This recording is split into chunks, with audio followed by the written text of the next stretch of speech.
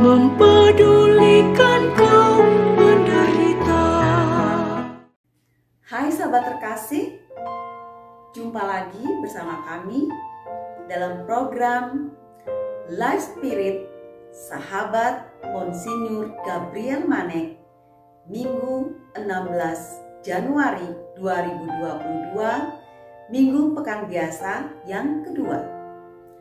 Pada hari ini kita akan mendengarkan renungan yang akan dibawakan oleh Ketua Umum SMGM, yaitu Sahabat Lucky Choa, dengan tema Hanya Yesus Jawaban Hidupku. Ya, hanya Yesus jawaban hidupku.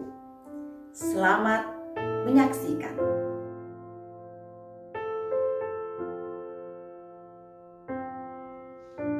Tuhan beserta kita sekarang dan selama-lamanya. Inilah Injil Yesus Kristus menurut Santo Yohanes. Dimuliakanlah Tuhan. Yohanes 2 ayat 1 sampai dengan 11. Pada hari ketiga ada perkawinan di Kana yang di Galilea, dan ibu Yesus ada di situ. Yesus dan murid-muridnya diundang juga ke perkawinan itu. Ketika mereka kekurangan anggur, ibu Yesus berkata kepadanya, "Mereka kehabisan anggur." Kata Yesus kepadanya, "Mau apakah engkau daripadaku, ibu? Saatku belum tiba." Tapi ibu Yesus berkata kepada pelayan-pelayan, "Apa yang dikatakan kepadamu, buatlah itu." Di situ ada 6 tempayan yang disediakan untuk pembasuhan menurut adat orang Yahudi. Masing-masing isinya 2-3 buyung.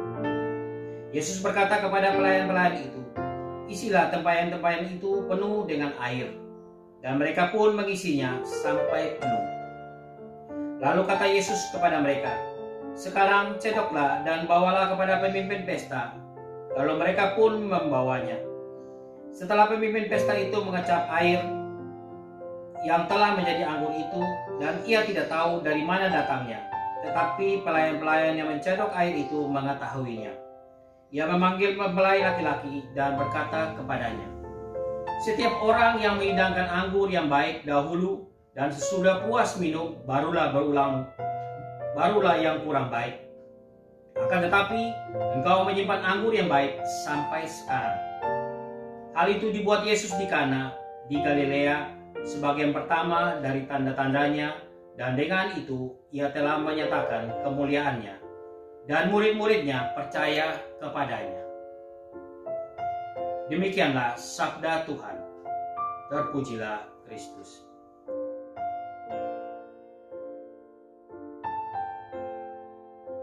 Salve, SMGM melayani dengan sepenuh hati.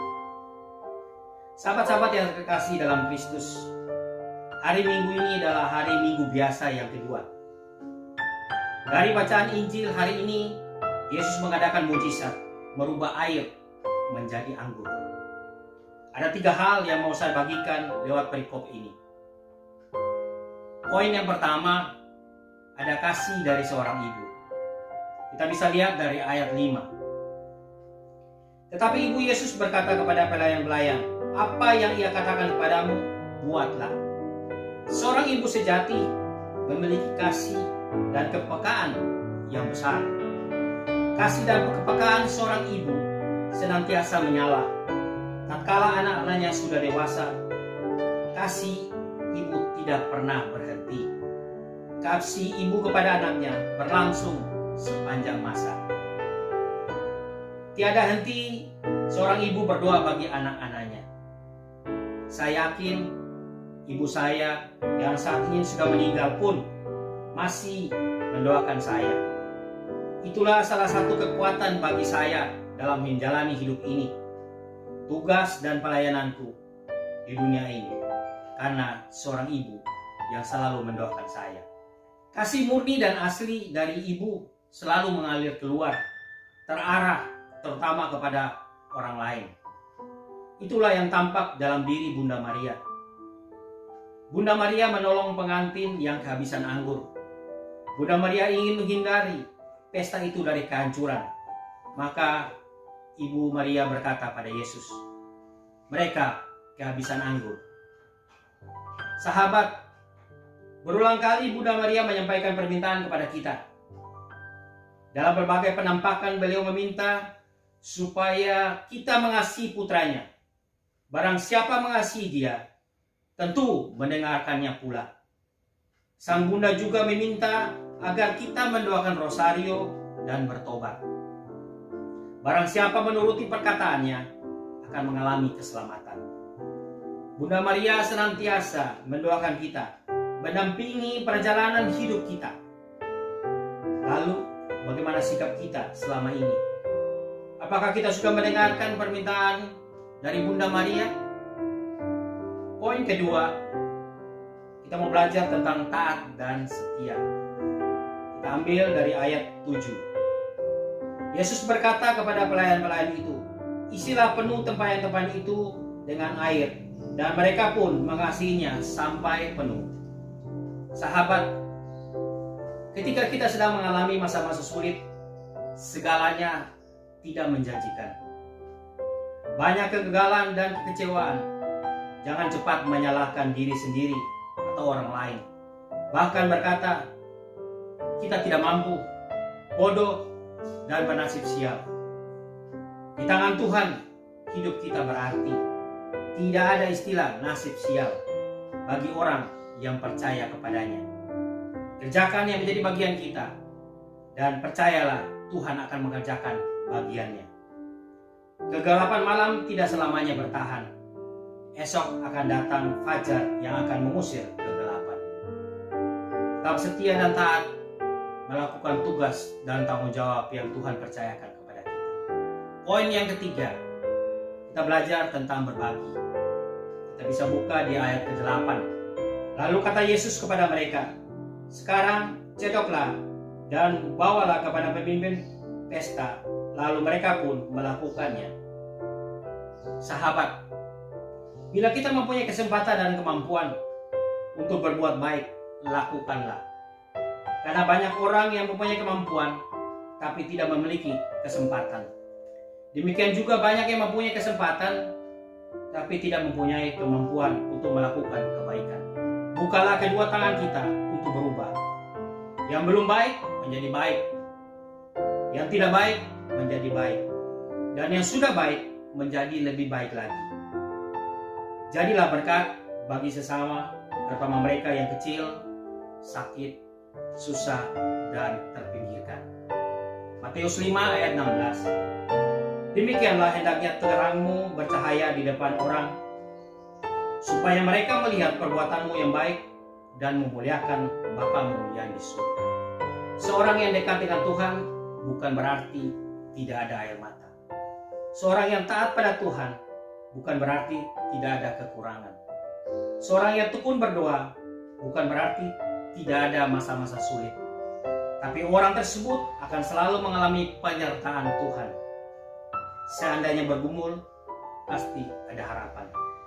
Seandainya di padang gurun, pasti dipelihara oleh Tuhan. Seandainya masih ada dalam proses suatu saat, pasti akan dipromosikan oleh Tuhan.